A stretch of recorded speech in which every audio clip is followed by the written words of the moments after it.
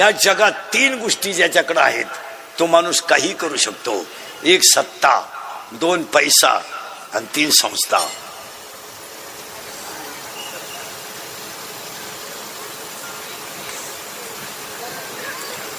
खिशातला पैसा जपून वापरा.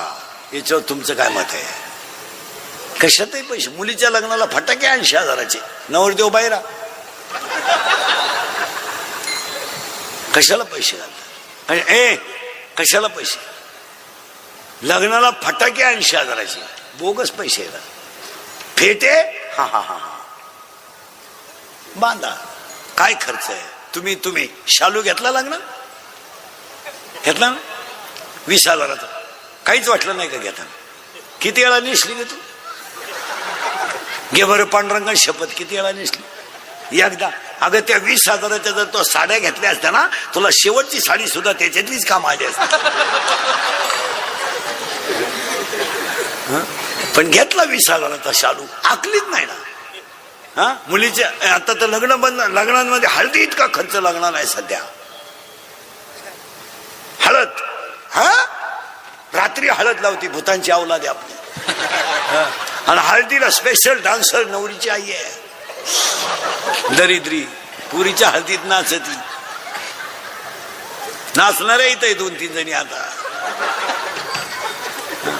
आता तर मी हळद सोडून दिली. आता मेहंदी आणली. मेहंदी लग्नात मेहंदीचा सेपरेट कार्यक्रम आहे. आता 1 लाख रुपये मेहंदीला खर्च आहे. 10 रुपयाला नळकंड येते. अगं बादलीत मेहंदी खालो, नवरीच बादलीत बसव ना. काय आला मेहंदी लावी?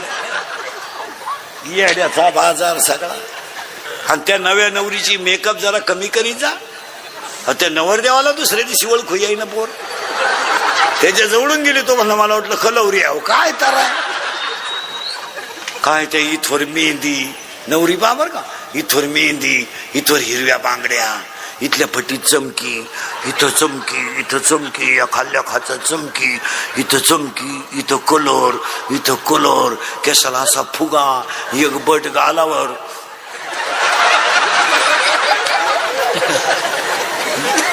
नाही तर मग सगळे केस मोकळे. अगं तू घुमती का काय? येड्याचा बाजार सण. आणि नवरीचं बोलणं ना एकदम सिस्टमॅटिक. कोणत्या गुरुजी का होती का व्याकरण शिकायला? लई सिस्टमॅटिक. एव्हा एव्हा तेव्हा केव्हा अय्या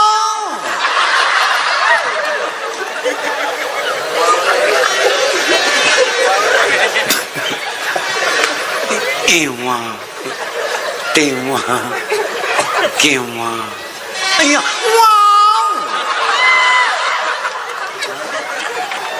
आणि दुसरी चालली कांदे वाटायला. काय करतात?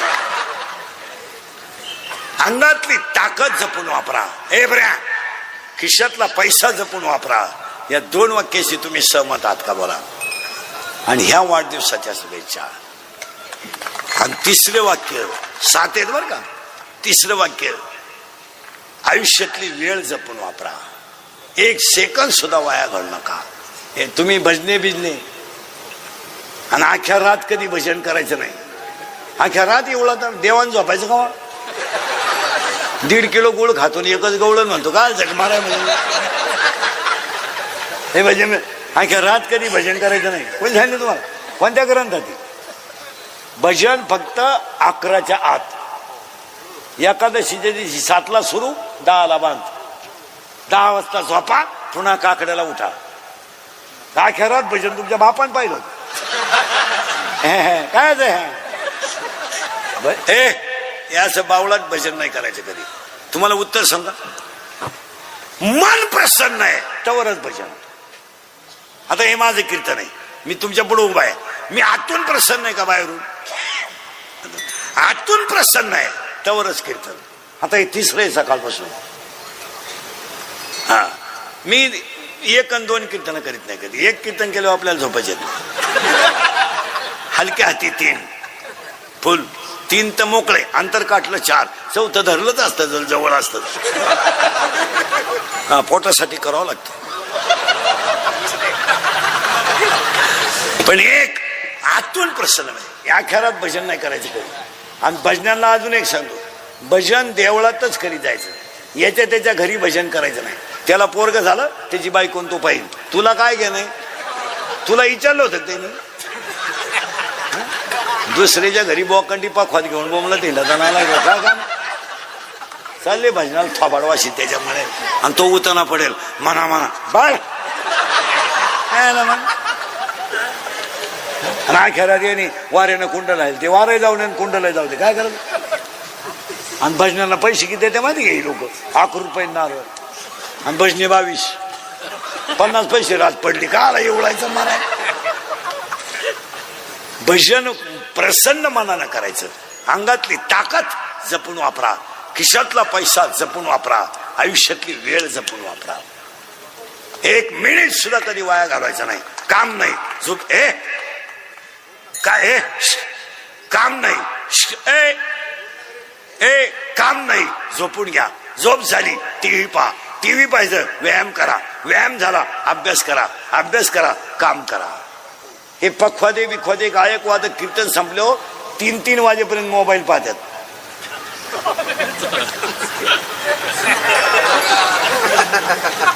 तुझ्या बापाने असे धंदे केले होते, मोबाईल पाहायचा नाही.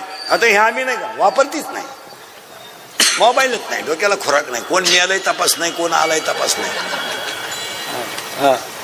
पैसा जपून वापरा. मी 31 वर्ष झाले मला महाराज झालेला, मी अजून पाण्याची बाटली विकत घेतली नाही. इथं राहिली तिची एक न्यायची गेला दिवस. पैसा दानात घालायचा, पैसा मानात घालायचा नाही. गरीबाच्या मुलाचं ऍडमिशन आणलं मदत करा, गरीबाचं पेशंट आहे मदत करा, एखादी मुलगी CET पास झाली तिच्या ऍडमिशनला मदत करा, ती गरज आहे. नको तिथं 50,000चे मोबाईल आणि चड्डीला चैन नाही, सारखं मोठं साडीचं काय वाचिते, शिळी गावन आहे बोकडे ऐकणे. 1 अंगातली ताकद जपून वापरा, मान्य. 2 खिशातला पैसा जपून वापरा. 3 आयुष्यातली वेळ जपून वापरा. आणि 4 कुणालाच घाबरू नका, काळाला घाबरा. आणि तुम्हाला सगळे माफ करतील, काळ माफ करणार नाही.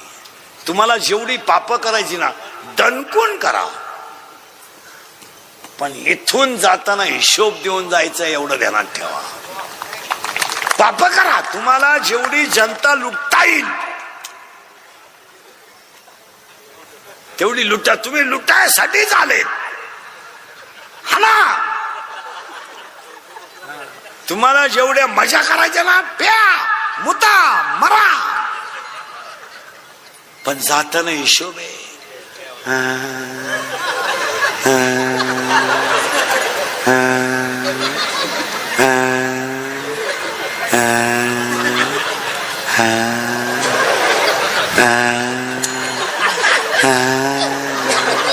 गुडघे गेले जाणारच भाऊ, तमाशात बायांना खडे किती आणले.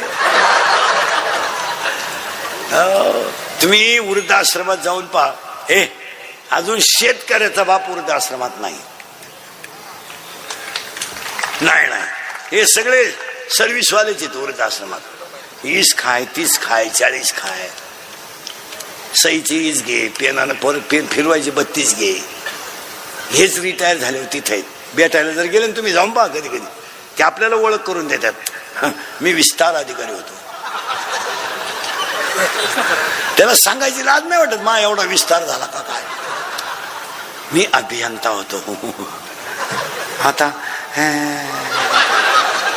एक मुलगा इंजिनियर केला, तो सासरवाडीला गेला. एक मुलगी कॉलेजला गेली, आलीच नाही, मोकळा झाला. पहिली बायको मेली म्हणून दुसरी गेली, ती पेन्शन घेऊन गेली, पुरा मोकळा झाला. आणि मग तो दिंडीत आमच्या बोकांडी आला. आला तर आला, आमच्या 2 दिंड्या करून दिल्या, म्हणजे बोंग्याच केला. कोणाला घाबरू नका, खा तुम्ही. पण संस्था खायची आहे ना त्याला सगळं ठाणा, पण सभासद माफ करतील, संचालक माफ करतील, पण यम तुझ्याकडून रुपया ना रुपया वसूल करून येईल. तुम्ही गरीब आहात त्यावर तुम्हाला शत्रू नाही. तुम्ही चांगलं केलं तरच शत्रू आहे. तुम्ही अख्ख्या रात पिऊन गटारीत पडा, एक माणूस तुम्हाला नाव ठेवणार नाही. उलटे लोक म्हणतात डेअरिंग बाजी, अख्ख्या रात होताना पडला होता, डेअरिंग बाजी. तुम्ही जुगार खेळा, मटका खेळा, संसाराचं वाटोळं करा, तुम्हाला शत्रू नाही. तुम्ही फक्त 10 गुंठे जमीन घ्या, शत्रू उठले. तुम्ही असे बोंबलत हिंडा, शत्रू नाही. नोकरीला लागा, शत्रू उठले. आणि फक्त मामाच्या पोरीला नाही म्हणा, मामा शत्रू. मामा म्हणतो एखाद्याचा हात धरून काढून देईन, तुला देत नसतो, त्याला देणार नाही. तो म्हणतो 3 पोरांची आई करीन. किती झाले? किती झाले? 5. आणि 6वं वाक्य, जी लोक तुमच्या तोंडावर तुम्हाला अतिशय चांगलं म्हणतात, तीच लोक तुमच्या गैरहजेरीत तुम्हाला नाव ठेवतात. तुम्हाला वाटतं आम्हाला लोक मानित्या, आता माया पुढे बसले ना, खरंय खरंय खरंय, मी निघून गेलो, धंदा आहे त्याचा.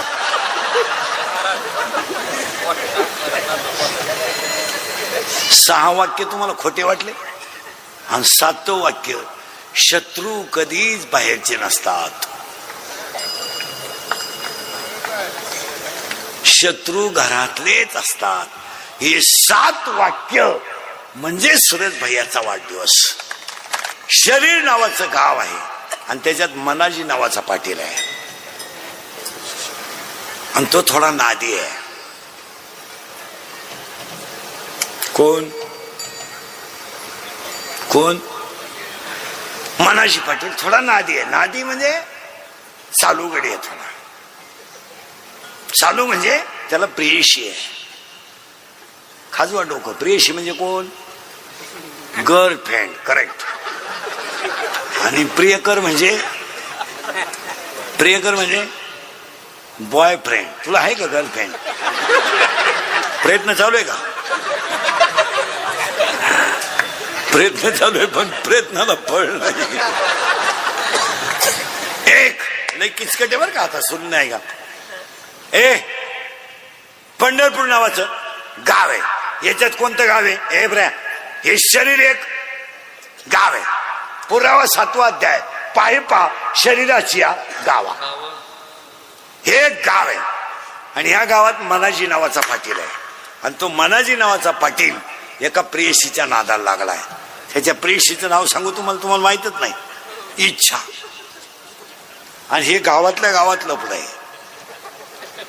इच्छा कुठं राहते? शरीरात. आणि मन, आता ही पडली त्याच्या प्रेमात, तो पडला तिच्या प्रेमात, आणि ते दोघं राहते याच्यात. इच्छा म्हणती माळ घाल, मन म्हणते जत्रा हो दे.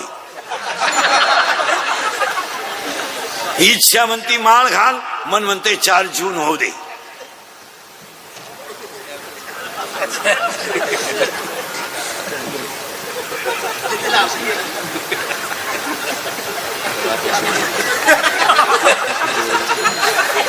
शार्जूनला ठरवून फेची का गेली ती वसूल होती ते पाहू.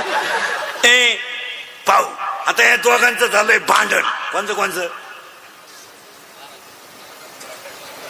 अरे बोला ना. मन आणि इच्छा दोघं राहायला कुठे? शरीरात.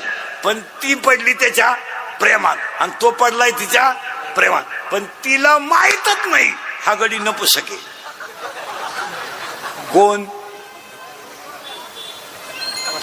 बोला ना. मन हे नपुसक आहे. आता उत्तर द्या बारीक. आता तिला बाळ होईल का? नाही. का? तिची कामाची तृप्ती करणारा नपुसक आहे. कोण आहे तो? अरे बोला ना. मन आहे म्हणजे तिला बाळ होणार नाही. मग भजन्यांना प्रश्न आहे, तिला बाळ होणार नाही का तिला काम नाही?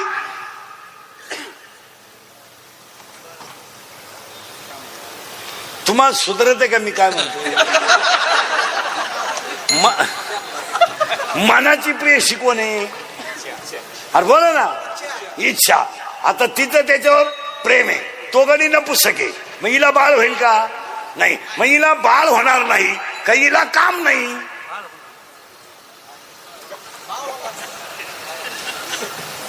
तुम्ही इतके दिवस काय भजनच केलं का? अरे बाबा तिला काम आहे, ती तरुण आहे, पण कामाची तृप्ती करणारा नपुसक आहे. मग 7वा अध्याय काय उत्तर देतोय? इच्छा ही कुमारी झाली, कामात तारुण्य आली. मग आताच तिला बसला धोका. कोण? मला. मग आता पोरीनं उत्तर द्या. तुम्हाला जर एखाद्या मुलाने धोका दिला, पोरं धोका देत नाही, धोका नाही देत, मिळतच नाही तर धोका कोणून देते?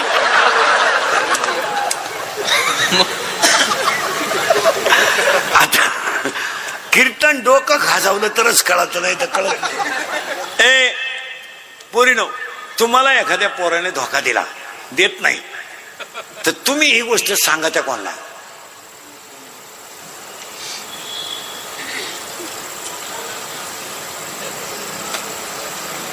आईला तर सांगू शकत नाही, बापाचा तर वारा लागून देत नाही, भावाच्या तर कानाला खडा नाही, मग तुम्ही सांगणार कोणाला? करेक्ट. असा खोल अभ्यास पाहिजे. मैत्रिणीला. हा, मैत्रिणीला. मग ही गेली ती मैत्रिणीला सांगायला, बाई मी प्रियकर निवडला.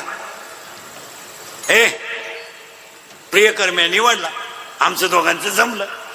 मग त्याने मला मेसेज टाकला, मी त्याला हाय केलं, त्याने मला रसाच्या दुकानात नेलं, मी 9 ग्लास ऊसाचा रस पेले, कारण मी जर्शी होते. आणि रस पेल्यावर मला कळलं ह्याच्याकडे पैसे नाही. मग त्यानं घड्याळ गाण टाकलं आणि मला रस पाजला. मग मला अंदाज आला, जो मला रस पाजण्यासाठी घड्याळ गाण टाकू शकतो, तो माझ्या शब्दावर त्याच्या बापाला उचलून आपटू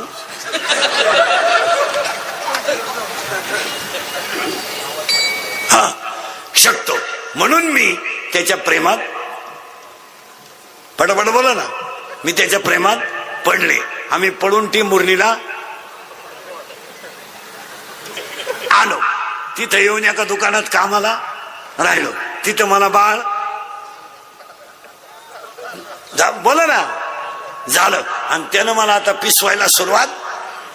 जेवढ्या जेवढ्या पुरी मूर्ख पोरांसंग प्रेम करून गेल्या, तेवढ्यांची जिंदगी अशीच गेली. कारण मुली कधी ब्रिलियंट मुलावर प्रेम करीत नाही, कधीच नाही. मुलीचं वैशिष्ट्य आहे, मुलगी भंगरीच पोरावर प्रेम करणार. भंगरी म्हणजे इन मराठी छपरी. थोडा गालात हसला, मिशा बिशा काढल्या, बी लागली पोर त्याला. आणि पोर काम काय करतं, इरीवरच्या मोटरी चोरीत आहे, पाईपलाईन खोलीत आहे, मोटरसायकली चोरीत आहे. आणि ही त्याला म्हणते माझ्या डोळ्यात पाय काय नट पाहते का तुझ्या डोळ्यात? आता ही पडली तिच्या प्रेमात. कोण? बॉम्बांध. इच्छा कोणच्या? मनाच्या. आणि ती गेली तिच्या मैत्रिणीला सांगायला का माझा प्रियकराने धोका दिला. आता तिची मैत्रीण कोण आहे तुम्हाला काय माहिती? मी सांगितली तरच माहिती. तिची मैत्रीण कोण आहे माहिती का? माया. आता हा सगळा तमाशा कोणी केला? मायेनं. नाही तर आपल्या जगाचा काही संबंध नाही. आता समजा मुलगा मला आहे, माझ्या बरोबर माझा काय संबंध? त्याचा भांग वेगळा, माझा भांग वेगळा, त्याचं बोलणं वेगळं, माझं बोलणं वेगळं, त्याचं राहणं वेगळं, माझं राहणं वेगळं, त्याची आवड वेगळी, माझी आवड वेगळी, त्याचं जाणं वेगळं, मरणं वेगळं, संचित वेगळं. हे ज्याचं त्याचं वेगळं. मग कोणाचा कोणाशी संबंध काय? पण गुतावला आपल्याला कोणी? मायेने. आणि ही गेली मायेला सांगायला, बाई मी प्रियकर निवडला ग. मग काय झालं? नपुसक निघला ग. ती म्हणली, अगं बाई तुझा तरी नपुसक निघला. मला तर नवराच नाही. लय बारीक आहे का बरं का. कोणला? मायेला. मायेला नवरा नाही, पण ती म्हणती मायेला म्हणती कोण? इच्छा. का ग तुला नवरा नाही मग तू काम काय करते? माया कोण म्हणती? इच्छा. कोणला? हा असं फिट ऐकलं पाहिजे. माया म्हणती माझं एकच काम आहे, जन्माला आलेल्या जीवाला चिटकायचं, त्याला भजन करू द्यायचं नाही आणि बायका पोरात गुंतून मारायचं, हाच माझा धंदा. हा त्याला फक्त जन्माला यायचं, मोठं करायचं, नोकरी लावायचं, बायको करून द्यायची, पोरग पैदा करायचं, Pappya Guddi Bunty Sweety fridge cooler gas lighter burner सगळी हिटर फिटर एअर वाफे चिंगळ्या कांदे गोण्या बकर अंडे लटणं पळपट उकडी उशी तवा नदी. आणि हे काम कोण करते? माया. आता इच्छा काय म्हणली तिला ऐका टाळकरी. इच्छा म्हणली तू किती जरी नाटक केले तर कलियुगात तुला मारण्याचं औषध आहे. आहे. कोणला? मायेला. मारायला मायेला मारायचं औषध आहे काय? भजन.